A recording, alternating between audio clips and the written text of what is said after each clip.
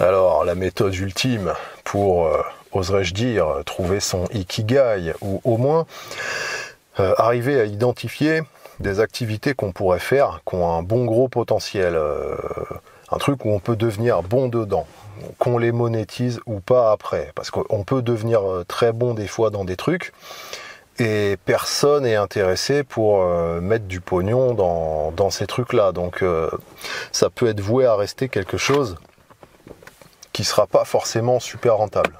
Sauf que bien souvent, quand tu es bon dans quelque chose, il y a moyen de le monétiser quand même, assez souvent. Donc bon, je pense que quand je vais parler de cette technique, ça va être quand même orienté un peu à but professionnel, ou au moins que ce soit un hobby, un truc que tu fais en plus, et qui peut te fournir un complément de revenus. Voilà, au moins dans un premier temps. Cette méthode est très simple. C'est l'activité que tu es en train de faire ou que tu aimerais faire, tu réfléchis un peu, tout ça, elle aura un bon potentiel si c'était quelque chose que tu faisais quand tu étais petit ou ado, avant 15 ans, disons. Là c'est une valeur sûre. Donc, il y a 3 trucs quand même à prendre en compte, parce que c'est pas aussi facile que ça, de se dire, bah tiens, je faisais ça petit, donc c'est bon, je peux le faire, ça va envoyer. Des fois, il faut aller chercher un peu plus loin. C'est pas aussi net. Enfin, des fois, pour certaines personnes, c'est net. Hein. C'est vrai que moi, je connais quelques personnes autour de moi. Des fois, on va dire, depuis ado ou même des fois enfants, ils ont leur vocation, ils ont leur truc. J'avais un pote, lui, son truc, c'était les avions. Tu rentrais dans sa chambre, il y avait des maquettes d'avions partout, des posters de Harrier, de Mirage, de trucs comme ça. C'était sa passion. Et puis bon, après, il est devenu mécano à Air France, il a passé la formation pilote et tout ça, il a fait son truc. Et il a commencé à bosser très tôt, à 13 ans. Et c'était net. Pour lui, c'était net. J'ai d'autres connaissances ou potes. Pareil, c'est venu très tôt, des gens qui faisaient de la réalisation vidéo, du mixage, de la zik, des trucs artistiques, des trucs comme ça. C'est vrai que ça concerne surtout les trucs où il y a un peu un craft, où il y a des compétences vraiment à acquérir. Hein. C'est sûr que bon... Si quand t'étais jeune, t'aimais bien empiler des cartons et qu'aujourd'hui tu te dis tiens je vais aller faire de la manute et décharger des camions, bon je sais pas si ça a un grand intérêt, de toute façon un peu n'importe qui peut le faire. Alors les 3 points à prendre en compte pour ça, donc ça va être que c'est même encore plus à prendre en compte pour faire la réciproque. Si on n'a aucune activité, on se dit tiens, que pourrais-je faire, et qu'on veut aller chercher dans les vieux souvenirs de ce qu'on faisait avant pour voir s'il y aurait quelque chose qui pourrait correspondre à ce qu'on aimerait bien faire et qui pourrait être remis au goût du jour pour pouvoir faire quelque chose de potentiable. Alors le premier truc, c'est que évidemment quand on est petit, on n'a pas les mêmes capacités, on n'a pas les mêmes visions, et puis tout simplement les temps changent, donc ce qu'on faisait forcément, ça va pas être exactement la même chose que ce que tu fais maintenant. L'exemple de ça, ce serait peut-être un enfant qui dessine, le truc classique, hein, faire des dessins, il y en a plein qui le font, après des fois il y en a qui sont bons. Ce petit, il se dit ok, je suis fort en dessin. Je pense que même s'il est encouragé, qu'on lui dit ah ouais tu peux être bon en dessin, ouais tu peux faire ci, tu peux faire ça, tu peux. Le mec à aucun moment il va pouvoir extrapoler le truc à se dire ah ouais non moi je vais dessiner sur des gens, je vais être tatoueur et tout. Bon je parle il y a 25 ans. Maintenant les tatoueurs c'est vrai que c'est devenu un peu mainstream. Mais bon avant petit, les tatoueurs, c'était pour les taulards, les marins, les baiseurs de putes et tous les gens comme ça. Donc, voilà, je pense pas qu'à l'époque, il y avait des enfants bons dessinateurs qui se disaient « Ouais, je pourrais être tatoueur et tout ». Après, il y a aussi que les temps changent. Donc la technique, ça évolue, les trucs qui étaient possibles de ton temps, c'est plus pareil maintenant. Ça s'applique plus de la même façon. Des choses qui avaient peut-être absolument aucun potentiel quand tu avais 15 ans, et que à aucun moment tu t'es dit ça peut être rentable, peut-être que maintenant ça l'est. Que ce soit par rapport à une évolution techno qui a rendu des choses possibles, ou même une évolution globale de la vision niveau société qui fait que il y a des choses qu'avant on s'imaginait pas que ça pouvait intéresser, et maintenant ça peut. Moi j'ai un exemple de ça avec moi, c'est quand j'avais 15 ans, j'ai commencé à m'intéresser à la bourse, les actions on appelait ça. Et donc il y avait un hebdo, c'était le Revenu Français, il y avait les cours de bourse dedans, et j'en ai acheté 2 ou 3, et d'une semaine sur l'autre j'essayais de voir si dans les variations de prix il y avait des patterns qui pouvaient rendre certains mouvements de prix prévisibles. Il n'y avait même pas de chart et tout ça, hein. C'était vraiment claqué comme truc, et bon, ça m'a donné envie de m'ouvrir un compte de bourse, tout ça, et bon, je l'ai fait. À l'époque, c'était Cortal. Bon, je l'ai fait un peu plus tard, l'ouverture du compte. Mais bon, c'était de la merde, hein. C'était des brokers, ils prenaient des frais incroyables. Enfin, c'était pour l'époque, c'était bien, hein. On voyait les charts en temps réel et tout ça. C'était déjà quand même assez technique, mais bon, bof quoi. Ça me parlait pas trop. Enfin, j'ai arrêté en fait. Voilà, faire les comptes sur Boursorama et Cortal, voilà, c'était les brokers de l'époque, c'était pourri quoi, c'était vraiment flingué.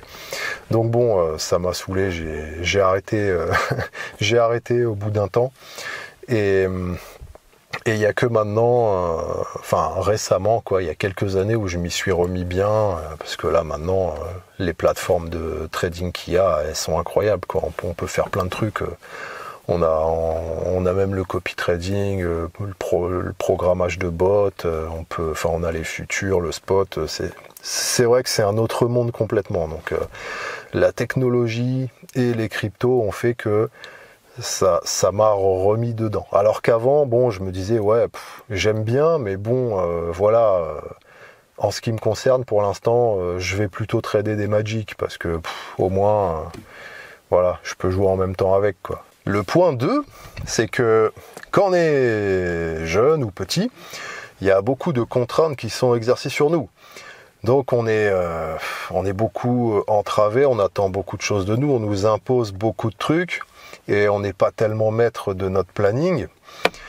Aussi, il y a beaucoup de gens qui nous disent tout ce qu'on peut pas faire.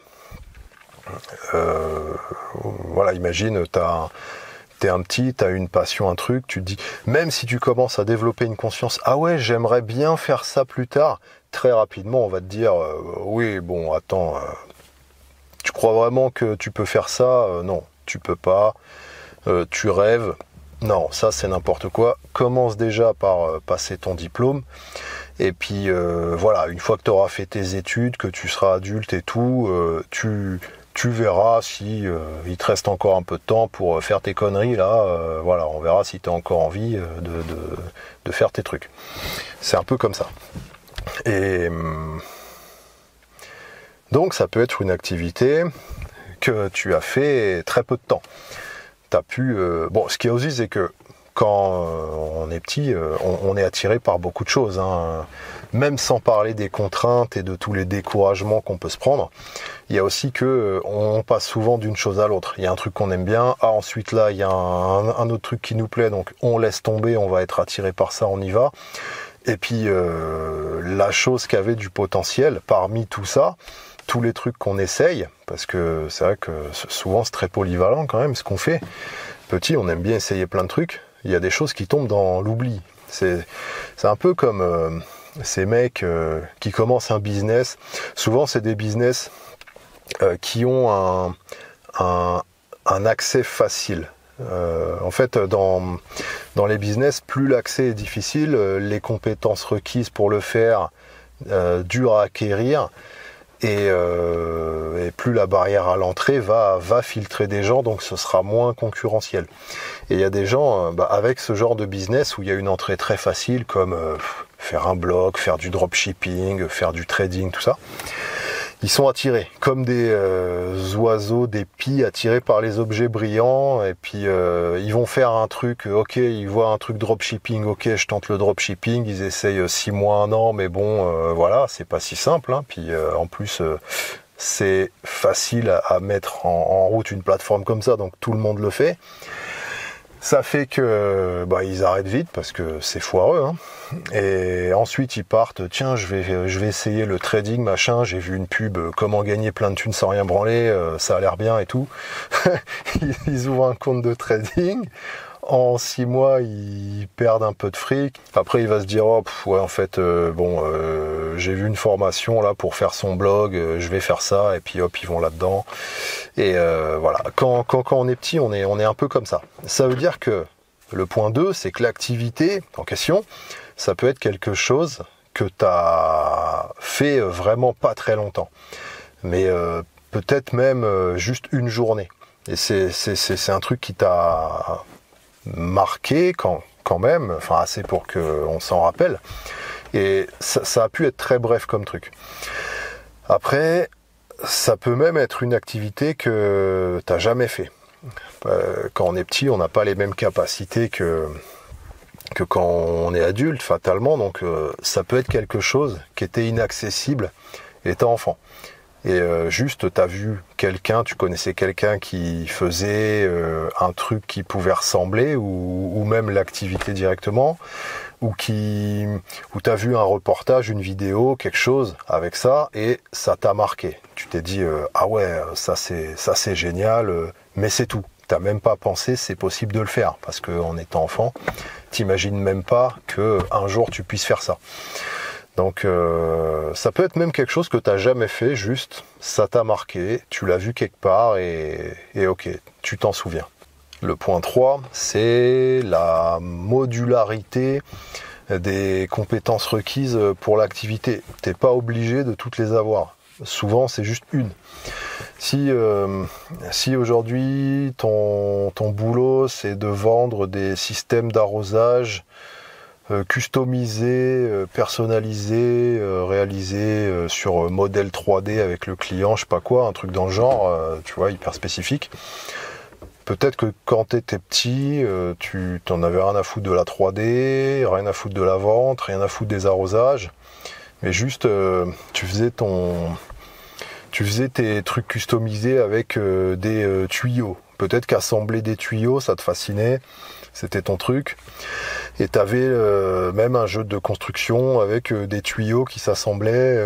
Voilà, c'est un exemple comme ça hein, que j'essaye d'imaginer, hein, même s'il est un peu claqué au sol. Et bien souvent, ça peut être un truc comme ça, dans les activités un peu composite comme ça. Surtout quand tu monétises, il y a des fois tu es obligé de faire ton marketing, faire de la vente aussi, donc c'est encore des skills qui viennent s'ajouter. Bon, t'es pas obligé de tout avoir. Moi, petit, j'aimais bien fabriquer des armes en bois. Donc bon, ok, j'aimais bien râper du bois, couper du bois et tout. Et le premier couteau que j'ai fabriqué, j'avais 8 ans. Et donc, j'ai fait ça.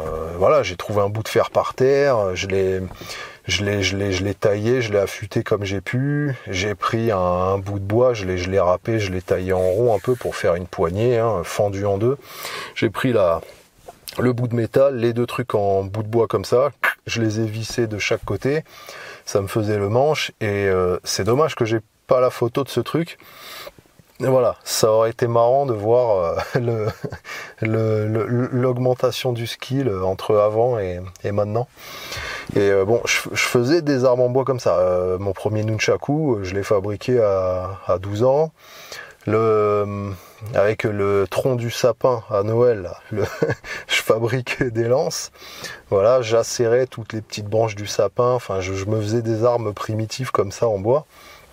Bon, voilà. Là maintenant, sur mon Insta de Glorious Swinger, je fais des crafts d'armes en bois, mais à la base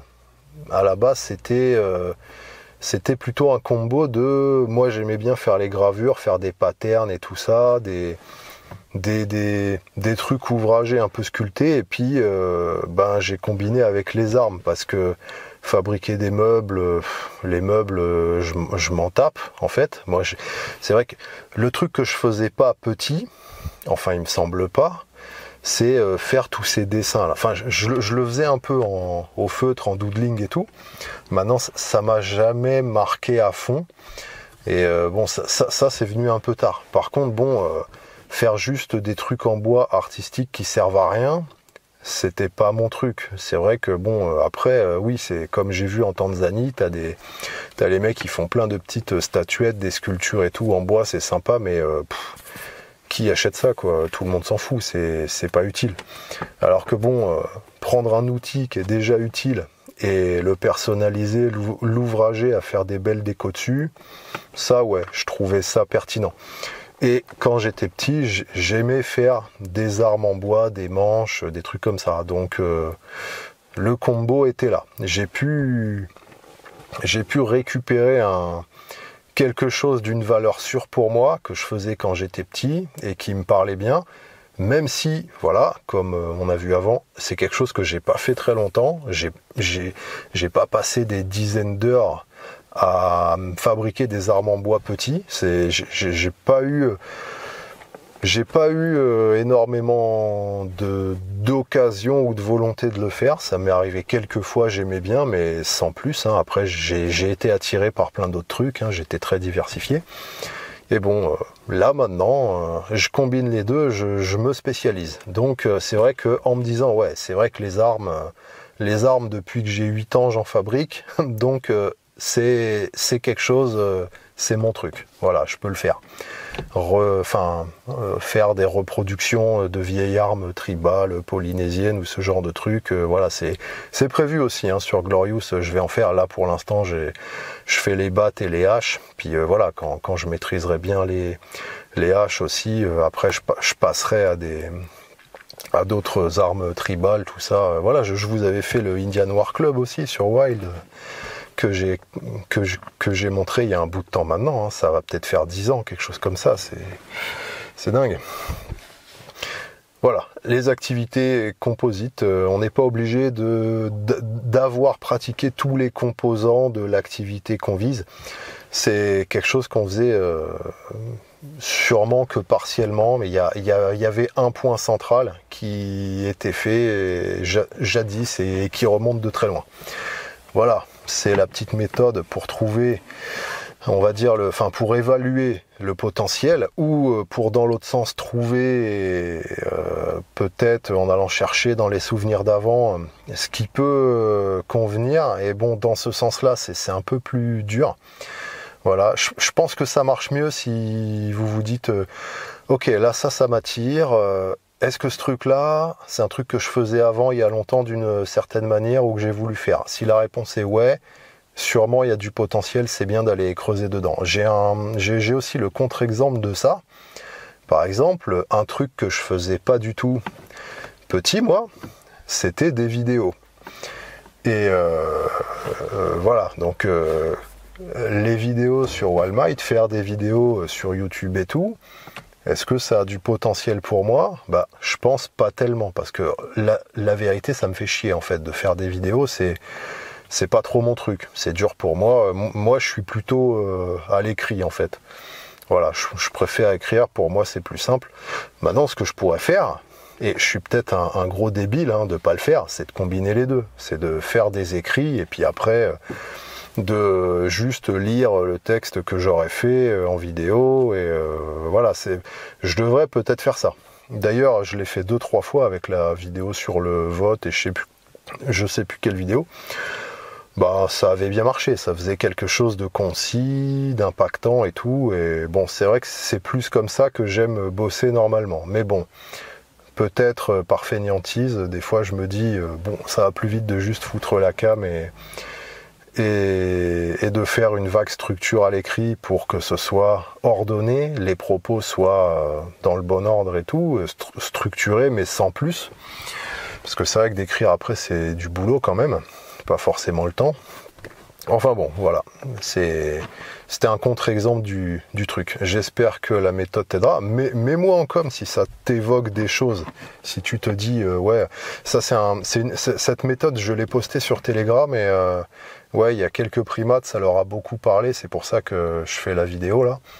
Donc ouais, envoyez les coms les gars si vous avez des anecdotes par rapport à ça, si vous êtes vous-même aujourd'hui dans un métier, que vous avez un skill très spécifique et qui vient de très loin, que vous faisiez quand vous étiez petit, ouais, ça c'est intéressant de voir un peu la pertinence des points que je vous ai filés ici. Voilà,